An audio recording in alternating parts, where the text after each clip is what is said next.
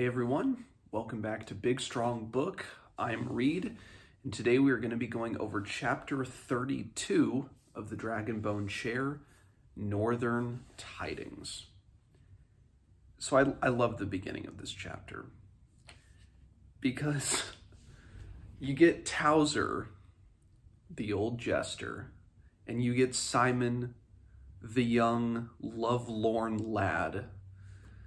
And they're both kind of just getting drunk together. They're passing a flagon of wine, and Simon is just so distraught, and he's angry, and he clearly has a crush on Miriamel, or who he thought was Maria, but he feels kind of betrayed at the same time that Miriamel would kind of pull the wool over his eyes and assume a false identity. And then Towser kind of tells a story about when he had a woman for himself all those years ago when John kind of led a campaign in Rimmersgard. And it's just, and again, as I've said before, maybe this was last week, maybe a few chapters ago, but you don't necessarily, you might get a chuckle out of it the first time reading through when you get to these moments of levity that are really good. But I just love it because it's just the image, the reveal of last chapter when, oh my gosh, it's Miriamel. And then they're just passing around a flagon of wine, and Simon is kind of, again, he's a mixture of depressed and angry and relieved and in love, or it has a crush, all of these different emotions are just resonating with him. And then he and Towser just pass the flagon back and forth. Now, but then of course, the next day he encounters Miriamel and mentions to her that it feels strange to not call her Maria, and she apologizes to him. She said, "I didn't lie to you because I wanted to, but because I had to." And they're both in that situation of not really knowing what to say to each other, because Miriamel had the secret, and Simon was on the receiving end of it was a lie, even though, of course, as Miriamel mentions, she had to cut her hair. She dyed it black. It wasn't out of just malice that she lied to him. It was because she had to protect her identity.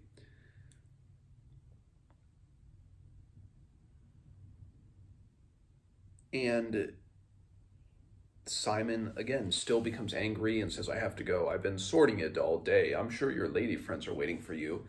Again, because it's almost as if there's these feelings for both of them, perhaps, that are bubbling on the surface, and it's just, Simon just kind of resorts to anger because that's the easier emotion to jump to.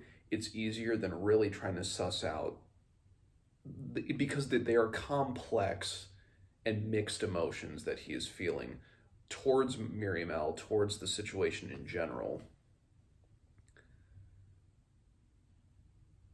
And Simon then confronts Benedict, and Benedict says, "Yeah, I knew."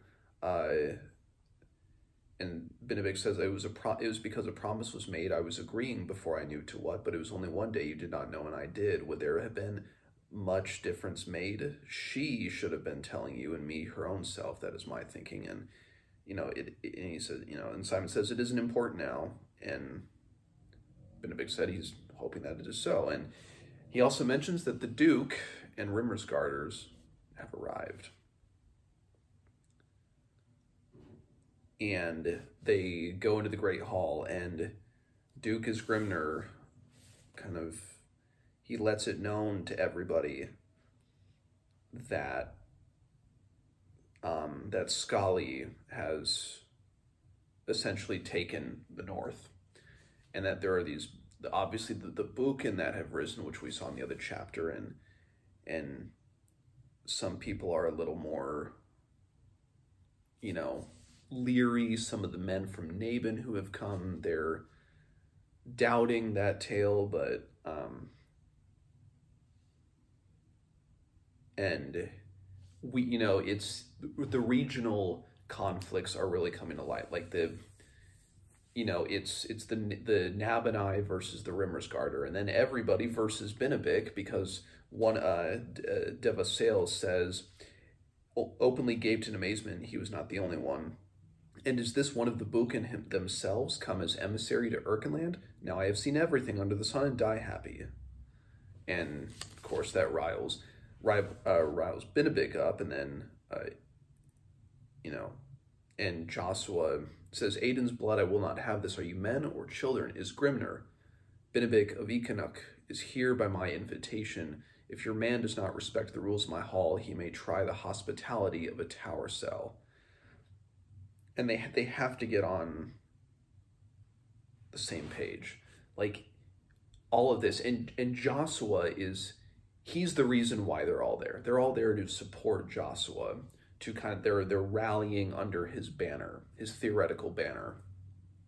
Even though they don't know what the game plan is, they don't know, and we kind of get that through this chapter eventually as Yarnaga appears, what the true enemy is. It's, they're the squabbling lords who just, and Joshua, I mean, you really feel for him in this chapter, that he is the glue that is just, he's trying to pull people together. He knows that their differences could just divide them, and they have to overcome that because there is a greater adversary. These minor squabbles of the Nabonai hating the Rimmersgarders hating the trolls, the Ekanuk, they're pointless.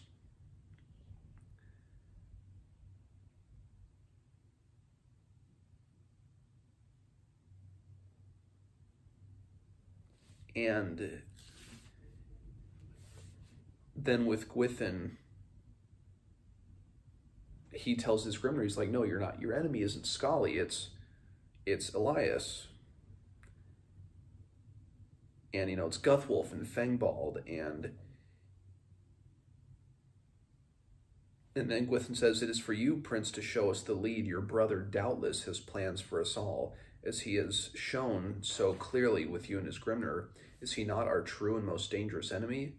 And Yarnaga shows up and says, no, he is not. They don't know who Yarnaga is at first until his Grimner says he was brought here by my invitation. And Yarnaga is part of the League of Scrolls, as he says. King Elias is not the enemy. Priorites, as Yarnaga says, presumes to deviltry, but he is a child. I speak of one to whom the lives of kings are flitting moments, one who will take away far more than your lands. Far more than, the devil, as he says, the Adonite master demon. He's by Sturmspake, and he has seen these for himself. He has seen who he refers to as the Storm King, Inullaki, Inullaki,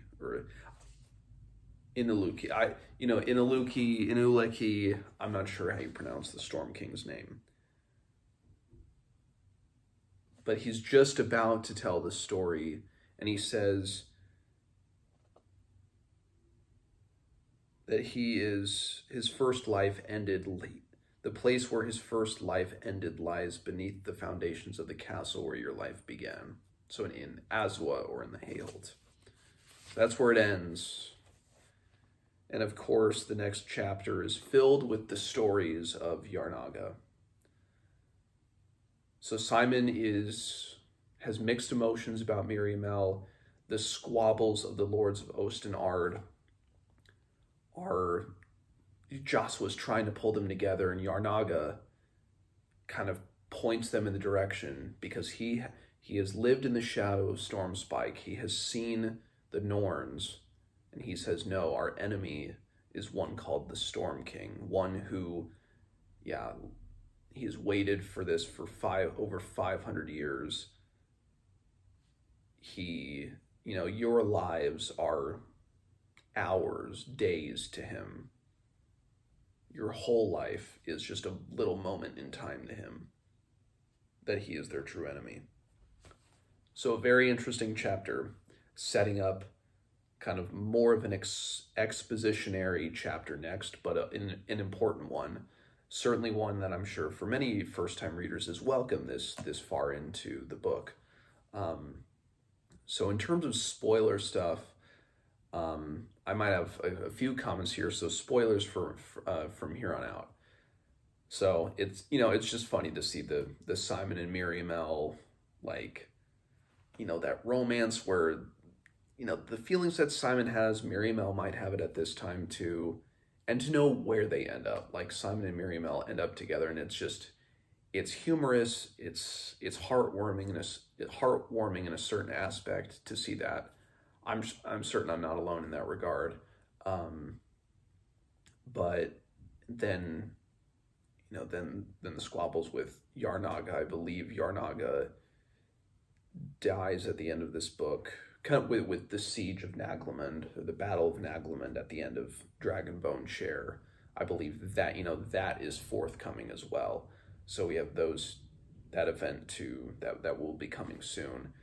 I remember I really liked this string of chapters when I first read this book, just because it was like, okay, like now we are getting some answers. Now everything is starting to make sense in its own way. Why these things are happening, who the true enemy is, what he wants, and all, like, everything gets set in motion, and like the entire the plot threads of the series, like now is the point where the divergence is happening. We have the convergence at Naglamund, and now the plot lines are going to split apart, and the full story will the story will go into full swing here. So looking forward to that, obviously, in rereading this. So chapter 32, let me know what you think, and I will see you guys next time.